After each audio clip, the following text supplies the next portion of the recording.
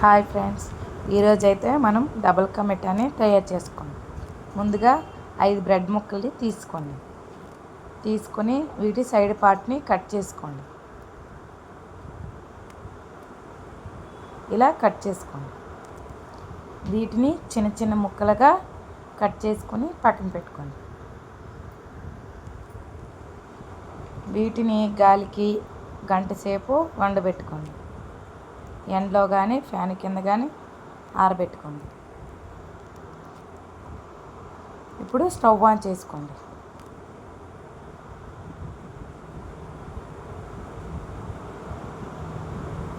Pan పెట్టుకోండి. ప్యాన్లో 1/2 litre పాల ప్యాకెట్ వేసేసుకోండి. నేనైతే ఇక్కడ రెడ్ ప్యాకెట్ తీసుకున్నాను.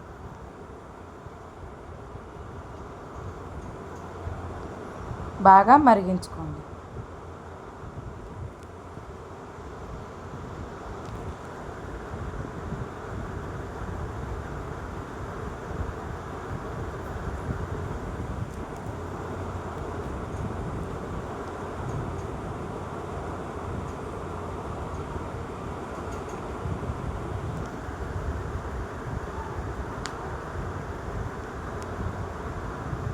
పాలన్నీ సగం అయ్యేంత వరకు మరగబెట్టుకోండి.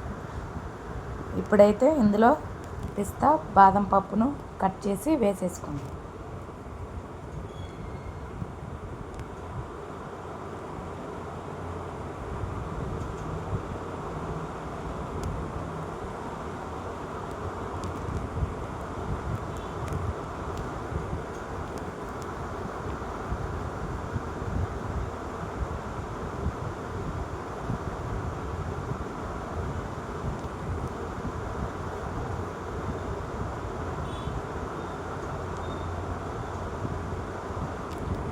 పాలు అయితే ఇప్పుడు సగం అయిపోయి చూసుకోండి. బాగా మరిగాయి. వీటిని పక్కన పెట్టుకోండి. స్టవ్ ఆఫ్ చేసి మళ్ళీ స్టవ్ ఆన్ చేసుకోండి. ప్యాన్ పెట్టుకోండి.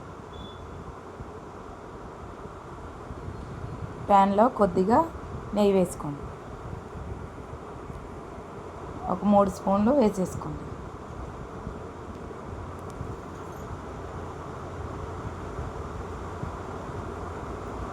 ఇప్పుడు ఇందులో జీడిపప్పు వేసేసుకోండి. మీ దగ్గర కిస్మిస్ ఉంటే వేసుకోండి. మర్చిపోయిన నేను, మీ దగ్గర ఉంటే వేసేసుకోండి.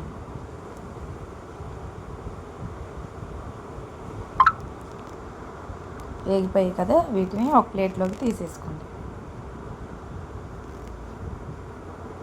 ఇందులో బ్రెడ్ ముక్కలు వేసేసుకోండి.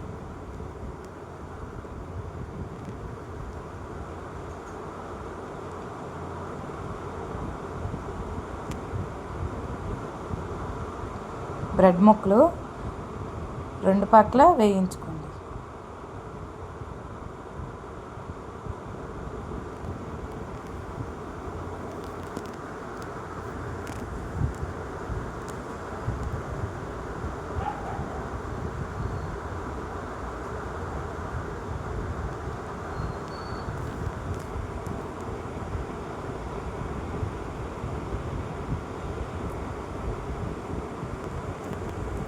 ఇలా 2 పక్కల వేయించుకొని పక్కన పెట్టుకోండి.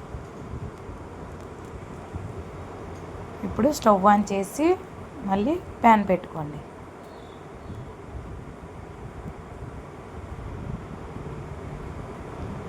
ఇందులో పంచదార చిన్న గ్లాస్తో వేసుకోండి, టీ గ్లాస్తో. మీరు స్వీట్ ఎక్కువ తింటే ఇంకొంచెం పంచదార వేసుకోండి. తక్కువ తింటే టీ గ్లాస్తో పంచదార సరిపోతుంది. పంచదార మొత్తం కరిగించుకోండి. గ్యాస్ మాత్రం సిమ్లో పెట్టుకోండి. సిమ్లో పెట్టుకొని మరిగించుకోండి. ఇలా పాకం చేతికి అంటుకునేలాగా పాకం వచ్చినంత వరకు మరిగించుకోండి. ఇందులో యాలకుల పొడి కొంచెం వేసుకోండి. వేసుకొని మొత్తం కలిపేసుకోండి. ఇందులో బ్రెడ్ ముక్కలు వేయించుకొని పక్కన పెట్టుకున్నా కదా అవి వేసేసేయండి. బ్రెడ్ ముక్కలన్నీ పాకంలో మొత్తం వేసేసేయండి.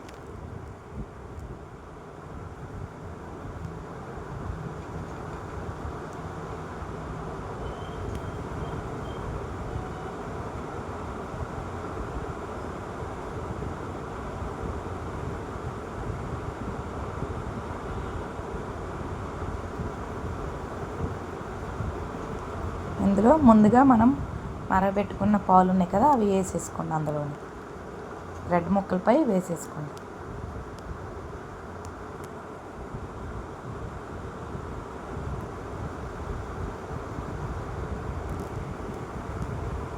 కొంచెం కలుపుకోండి.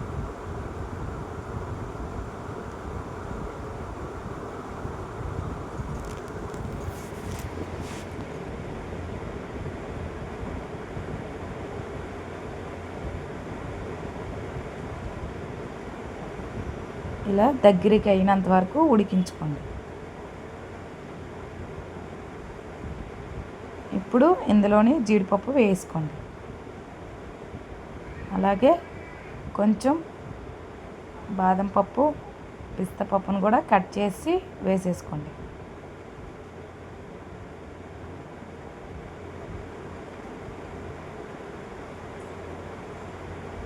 వేసుకొని వీటిని ఒకసారి కలిపేసుకోండి. మీకు నచ్చినట్టయితే సబ్స్క్రైబ్ చేసుకోండి.